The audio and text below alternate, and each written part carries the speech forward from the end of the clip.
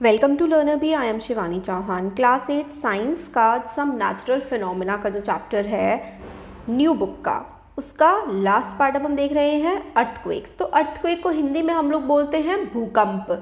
भूकंप का मतलब होता है जब ज़मीन हिलती है ना, ऐसा लगता है भूकंप आ गया, बस वही अर्थक्वेक होता है। तो हम लोगों ने इससे पहले थंडरस्टॉर्म के बारे में, लाइटनिंग के बारे में पढ़ा हुआ है। थंडरस्टॉर्म और लाइटनिंग ये नेचुरल फिनोमिना है जैसे कि अर्थक्वेक है। तो अर्थक्वेक क्या होता है? बेसिकली ज़मीन के हिलने को हम लोग अर्थक्वेक कहते हैं। ये नेचुरल फिनोमिना जो होते हैं काफ़ी ज़्यादा लार्ज स्केल डिस्ट्रक्शन प्रोवाइड कर सकते हैं लाइफ और प्रॉपर्टी को। फॉर्चुनेटली हमें थंडरस्टॉर्म और लाइटनिंग के बारे में तो पहले से ही पता लग जाता है, बट अर्थक्वेक एक ऐसा नेचुरल डिजास्टर है जिसका हमें पहले से पता नहीं लगता है। थंडरस्टॉर्म की तो जानकारी वेदर डिपार्टमेंट दे देता है, मगर अर्थक्वेक्स के बारे में हमें प्री नॉलेज नहीं मिल पाती है। If a thunderstorm occurs there is always a possibility of lightning and cyclones accompanying it. तो थंडरस्टॉर्म आता है तो बिजली कड़कना, साइक्लोन आना होता है, पहले से पता भी लग जाता है। बट अर्थक्वेक जो है ये ऐसा नेचुरल फिनोमिना है जिसके बारे में हम अभी भी एक्यूरेटली प्रेडिक्ट नहीं कर पाते हैं, और ये ह्यूमन लाइफ को, प्रॉपर्टी को बहुत ही बड़ा डैमेज अर्थक्वेक यानी कि भूकंप पहुंचाता है। इंडिया में 8 अक्टूबर 2005 को उरी में, जो कि नॉर्दर्न कश्मीर में पड़ता है, बहुत ही भयंकर अर्थक्वेक आया था। और 26 जनवरी 2001 को भुज की डिस्ट्रिक्ट जो है गुजरात में पड़ती है, वहाँ पर बहुत भयंकर अर्थक्वेक आया था। तो इसमें एक्टिविटी 12.5 सिंपल सा है, मतलब आपको पूछना है अपने पेरेंट्स से कि ये जब अर्थक्वेक आए थे तो देश में क्या माहौल था, और उस समय के न्यूज़पेपर्स या फिर मैगजीन्स की आप लोग कटिंग देखिए, कटिंग करके रखिए, एक फ़ाइल बनाइए और देखिए कि क्या क्या इम्पैक्ट पड़ता है अर्थक्वेक का। तो अर्थक्वेक क्या होता है और कैसे होता है, हम इसको कैसे कम कर सकते हैं, ये क्वेश्चन अब हम लोग डिस्कस करेंगे। कम कर सकते हैं का मतलब है कि इससे होने वाले नुकसान को कैसे कम किया जा सकता है। अर्थक्वेक तो अभी तक हम प्रेडिक्ट करना भी नहीं सीखे हैं, बस नुकसान को ही हम लोग कंट्रोल कर सकते हैं। अर्थक्वेक क्या होता है? सडन शेकिंग या फिर ट्रम्बलिंग, ट्रम्बल करना होता है हिलना या फिर कांपना, एकदम से धरती हिलने लगती है, उसी को ही हम लोग भूकंप कहते हैं। ये डिस्टर्बेंस की वजह से होता है डीप इनसाइड द अर्थ। अर्थ की कई सारी लेयर्स होती हैं, जैसे कि आपको यहाँ पर दिख रहा है क्रस्ट, मेंटल, कोर, राइट। तो अर्थ की काफ़ी सारी लेयर्स होती हैं। अब ये जो लेयर्स हैं ना, इसकी जो टॉप मोस्ट लेयर है क्रस्ट, इसमें ही जब ट्रेमर्स आते हैं तो हमें अर्थक्वेक फील होता है। अर्थक्वेक एक्चुअली तो ज़मीन में हर समय होता ही रहता है, बट जब इसकी इंटेंसिटी बहुत ज़्यादा बढ़ जाती है तभी हमें फील होता है, अदरवाइज हमें फील नहीं होता। ज़्यादातर जो अर्थक्वेक्स होते हैं वो बहुत ही मतलब छोटे ही होते हैं, बहुत ही उनकी इंटेंसिटी ज़्यादा नहीं होती। बट जब बहुत ही बड़े स्केल का अर्थक्वेक आता है तो बड़ी बड़ी बिल्डिंग्स को, ब्रिजेस को, डैम्स को और लोगों को भी बहुत ज़्यादा नुकसान ही पहुंचाता है। अभी इसी साल 2023 में भी कई सारी जगह पर अर्थक्वेक्स आए थे, हम लोगों ने देखा था।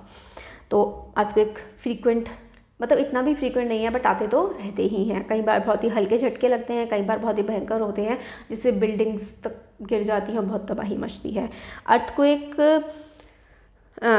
आते हैं तो उसकी वजह से लैंडस्लाइड भी हो सकती है, सुनामी भी आ सकती है और बाढ़ भी आ सकती है। तो कई बार जब समुद्र के नीचे अर्थक्वेक आता है तो उससे सुनामी आ जाती है। मेजर सुनामी जो कि इंडियन ओशन में आई थी 26 दिसंबर 2004 को, वो भी इसी वजह से आई थी क्योंकि समुद्र में उस समय अर्थक्वेक आया था। एक्टिविटी 12.6 जो है, इसमें हम लोगों को बोला है कि जो अंडमान एंड निकोबार है, जैसे कि हमारा ये इंडिया का सदर्न पार्ट है ना, इसके इस तरफ है ना, यहाँ पर पड़ता है अंडमान और निकोबार, तो ये हमें देखना है। और वही न्यूज़पेपर वगैरह आपको जो पुराने हैं उनमें चेक करना है उस टाइम कितना डैमेज क्या हुआ था।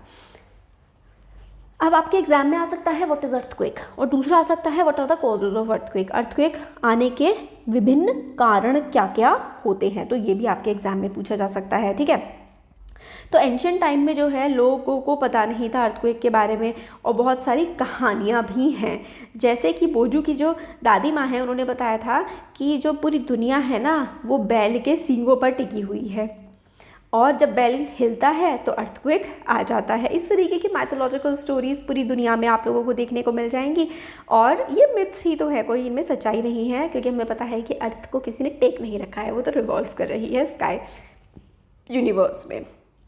देखिए एक्चुअल रीज़न क्या है कि हमारे जो धरती है, धरती में जो क्रस्ट है, ये इसमें कई सारी प्लेट्स हैं, उन प्लेट्स में जब मूवमेंट होती है और कई बार वो टकरा जाती हैं बुरी तरीके से, तब अर्थक्वेक आता है भयंकर वाला।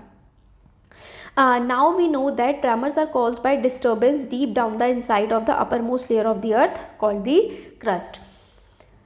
आउटर मोस्ट लेयर जो है अर्थ की वो एक पीस में नहीं है, वो फ्रेगमेंटेड है, यानी कि ये नहीं है कि पूरी की पूरी एक ही मतलब लेयर है, नहीं, छोटे छोटे टुकड़ों में जो है ये अर्थ की लेयर है. ईच फ्रेगमेंट जो है उसको हम लोग प्लेट बोलते हैं. These plates are in continual motion, और ये जो प्लेट्स हैं ना ये कंटिन्यूसली मूव करती रहती हैं. When they brush pass one other, जैसे कि एक दूसरे से पास कर जाती हैं कई बार, या फिर और प्लेट गोज़ अंडर अनदर, तो एक प्लेट दूसरी प्लेट के या तो अंडर आ जाए या फिर एक प्लेट दूसरी प्लेट से टकरा करके आगे बढ़ जाए, इस केस में अर्थक्वेक आता है.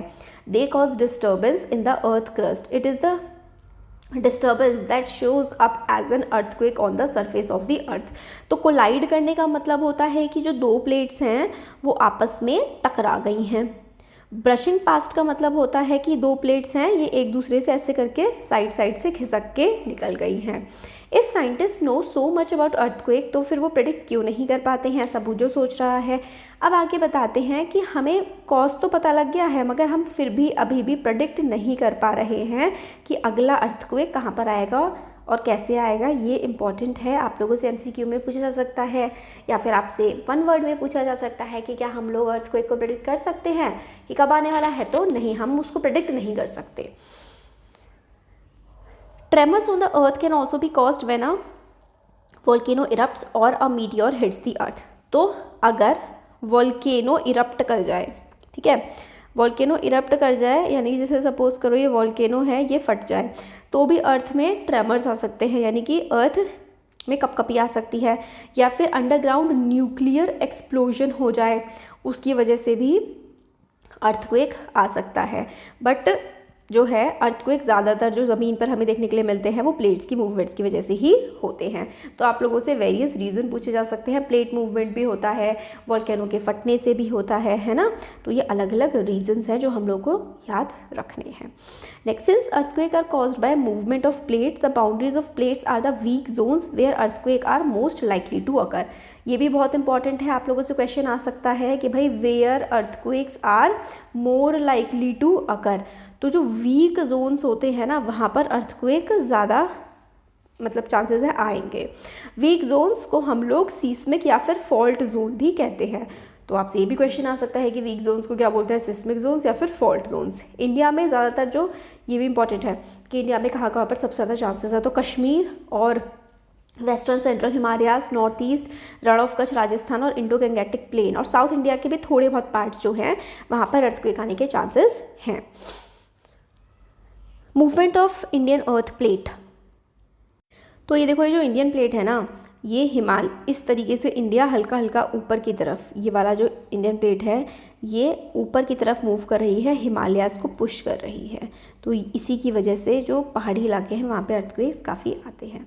तो पावर जो है अर्थक्वेक की वो हम लोग देखते हैं कि भाई कितने मैग्नीट्यूड का अर्थक्वेक आया है, और वो हम किस पे नापते हैं, रिक्टर स्केल पे नापते हैं. ये आपके एग्जाम में ज़रूर पूछा जाएगा, पूछा ही जाना है ये चैप्टर अगर आ रहा है तो आप इसको याद रखिए कि अर्थक्वेक की पावर हम लोग किस में, मैग्नीट्यूड में मेजर करते हैं, और उस स्केल का नाम क्या होता है, रिक्टर स्केल नाम होता है. रियली डिस्ट्रक्टिव जो अर्थक्वेक होते हैं ना उनका मैग्नीट्यूड 7 से ज़्यादा होता है रिक्टर स्केल पर.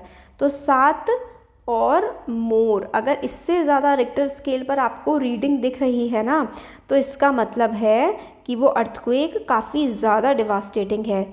अर्थक्वेक जो कि आया था भुज में और कश्मीर में, जो दोनों जो हैं 7.5 से ग्रेटर मैग्नीट्यूड के थे. अब हमें यहाँ पर ये बताया गया है कि किस तरीके से हम लोग, पहले हम ये पढ़ लेते हैं. काफ़ी सारे स्केल्स की तरह जो कि साइंस में होते हैं, रिक्टर स्केल भी लीनियर नहीं होता, बिल्कुल सीधा नहीं होता है. इसका मतलब ये है कि अर्थक्वेक का मैग्नीट्यूड 6, ठीक है, 4 मैग्नीट्यूड का अर्थक्वेक या 6 मैग्नीट्यूड का अर्थक्वेक. इसका ये मतलब नहीं है कि भाई ये सिर्फ 2 टाइम्स बढ़ा है, मतलब 2 गुना हुआ है या फिर 2 बढ़ा है, नहीं. 4 से 6 मतलब 2 नंबर पे आगे बढ़ने पर 1000 गुना ज़्यादा की इंटेंसिटी बढ़ जाती है, यानी कि increase of 2 in magnitude means 1000 times more destructive.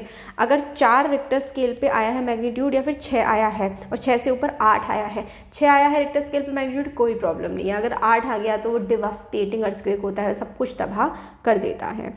और इसकी जो यूनिट होती है वो होती है डेसिबल। ठीक है,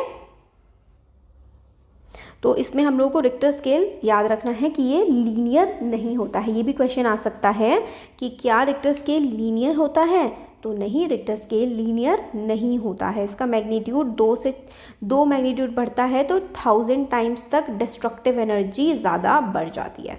अब हम ये देखते हैं कि अर्थक्वेक जहाँ पर बनता है, जहाँ से स्टार्ट होता है ना, उसको हम लोग बोलते हैं एपीसेंटर। मतलब अर्थ सरफेस से जिस जगह पर नीचे अर्थक्वेक बन रहा है वो तो होता है फोकस। ठीक है, और फोकस से जस्ट ऊपर जब वो धरती पर पहुंचता है, यानी कि ज़मीन, देखो कंफ्यूज नहीं होना, ये चीज़ हमें बहुत बार याद नहीं रहती है, मैंने बड़ी मुश्किल से याद करी थी कि ये हमारी अर्थ सरफेस है। ठीक है, अर्थ सरफेस पर अर्थक्वेक तो नीचे स्टार्ट होता है, जहाँ से अर्थक्वेक स्टार्ट हो रहा है उसको तो हम लोग फोकस बोलते हैं, और फिर ये ऊपर उठ के जहाँ पर जिस पॉइंट पर आता है धरती पर उसको हम लोग एपीसेंटर बोलते हैं। तो एपीसेंटर ज़मीन के ऊपर वाला जो पार्ट होता है, और फोकस जो धरती के अंदर वाला पार्ट, जहाँ से जो ये भूकंप स्टार्ट हुआ है उसको हम बोलते हैं फोकस, और धरती के ऊपर जिस पॉइंट पर आकर के वो फट जाता है बिल्कुल, उसको हम लोग एपीसेंटर बोलते हैं। हमने सुना है ना कि एपीसेंटर क्या था इस वाले अर्थक्वेक का। तो अब सीस्मिक वेव्स क्या होती हैं, तो सीस्मिक वेव्स जो लहरें आप कह सकते हैं, tremors produced on the surface of the earth, इसको हम लोग बोलते हैं seismic waves. This is important. जो ट्रेमर्स प्रोड्यूस होते हैं ना, यानी कि ये जो हम लोगों को भूकंप के जो झटके लगते हैं, जो ट्रेमर्स होते हैं, इनको हम लोग किस वजह से आते हैं, ये आते हैं सीस्मिक वेव्स की वजह से। Waves are recorded on the instrument called seismograph. तो ये भी बहुत ज़्यादा इंपॉर्टेंट है कि वेव्स कौन से इंस्ट्रूमेंट पे रिकॉर्ड की जाती हैं, सीस्मोग्राफ पे। सीस्मोग्राफ पे वेव्स रिकॉर्ड की जाती हैं, और अर्थक्वेक की इंटेंसिटी या उसका मैग्नीट्यूड रिक्टर स्केल पर होता है, और वेव्स जो रिकॉर्ड की जाती हैं वो सीस्मोग्राफ पे रिकॉर्ड की जाती हैं।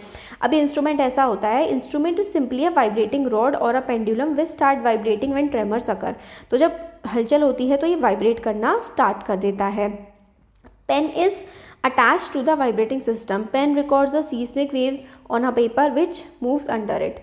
तो ये पेन होता है और एक पेपर होता है, और इस पर ऐसे ऐसे करके पेन मूव करने लगता है, और फिर उससे हम लोगों को समझ में आ जाता है कि भाई कितना डिस्ट्रक्टिव ये है। तो मतलब है ना, ऐसे करके वेव्स बन जाती हैं कि कम है ज़्यादा है, वो हम लोगों को समझ में आ जाता है।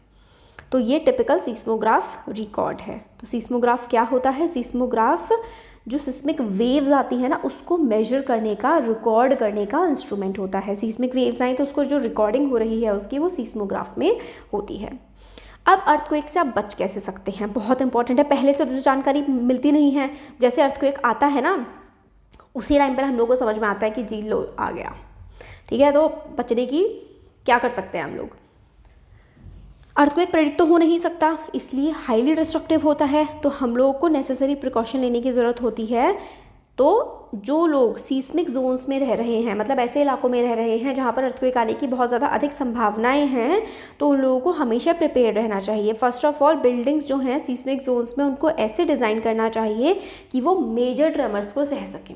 यानी कि सीस्मिक जोन्स में जो बिल्डिंग्स हैं वो इस तरीके से बननी चाहिए कि भूकंप के झटके अगर बहुत ज़्यादा हाई इंटेंसिटी के भी आए तो भी वो बिल्डिंग उसको झेल जाएँ। मॉडर्न बिल्डिंग टेक्नोलॉजी से ये संभव हो पाया है कि भूकंप के झटके अगर आ जाएं तो बिल्डिंग्स उसको सह जाएंगी। इसीलिए एडवाइजेबल है कि ऐसे ही स्ट्रक्चर बनाए जाएं, क्वेक सेफ स्ट्रक्चर हो जो, यानी कि जो अर्थक्वेक से बच सके, ऐसे स्ट्रक्चर बनाए जाने चाहिए। कंसल्ट एक क्वालिफाइड आर्किटेक्ट से कंसल्ट करके, स्ट्रक्चरल इंजीनियर से कंसल्ट करके हमेशा घर बनवाना चाहिए। जो हाईली सिस्मिक एरियाज़ हैं उसमें मड का, मिट्टी के घर या फिर टिम्बर के घर ही बनाए जाने चाहिए। हैवी कंस्ट्रक्शन मटेरियल का इस्तेमाल नहीं करना चाहिए, क्योंकि अगर मिट्टी के या फिर बहुत ही हल्के मटेरियल के घर बने होंगे तो वो गिरेंगे भी तो ज़्यादा किसी को नुकसान नहीं पहुंचा पाएंगे, तो डैमेज कम होगा। It is better if the cupboard and the shelfs are fixed to the wall so that they do not fall easily. अलमीराज वगैरह जो बनाई जाए वो रखी हुई ना हो, क्योंकि रखी हुई होंगी तो जैसे ही झटके लगेंगे भूकंप के वो गिर जाएंगी, तो वो इनबिल्ट जो दीवार में होती है वही होनी चाहिए। Clocks, photo frames, water heaters, ये अर्थक्वेक के टाइम पर जो है वो गिर सकते हैं, इसलिए लोगों को इनके आसपास नहीं होना चाहिए। बिल्डिंग्स में आग भी लग सकती है अर्थक्वेक के टाइम पर, तो इसलिए बिल्डिंग्स से हमें बाहर निकल जाना चाहिए और बिल्डिंग्स में फायर फाइटिंग इक्विपमेंट्स मौजूद होने चाहिए हर समय। आगे है सेंट्रल बिल्डिंग रिसर्च इंस्टीट्यूट जो कि रुड़की में है, उसने डेवलप किया है कि किस तरीके से क्वेक रेजिस्टेंस हाउसेस बनाए जाने चाहिए।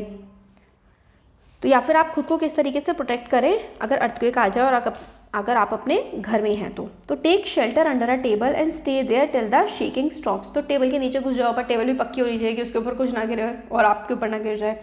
स्टे अवे टॉल बिल्डिंग से और हैवी ऑब्जेक्ट से आपको दूर रहना चाहिए। अगर आप बेड पे हैं तो उठे ना, अपना हेड पिलो से प्रोटेक्ट करके रखें। अगर आप बाहर हैं तो एक बिल्कुल क्लियर स्पॉट में जाएं जो पेड़ या फिर बिल्डिंग से दूर हो, खाली मैदान में चले जाएं। ठीक है, अगर आप कार में हैं तो बाहर ना निकले, ड्राइवर से कहें कि स्लोली एक ऐसे स्पॉट पे जाएं जो बिल्कुल खाली हो। तो इस तरीके से आप लोग बच सकते हैं अर्थक्वेक से। ये हमारा पूरा चैप्टर कंप्लीट हो गया है। वीडियो पसंद आया तो like share subscribe. Thank you.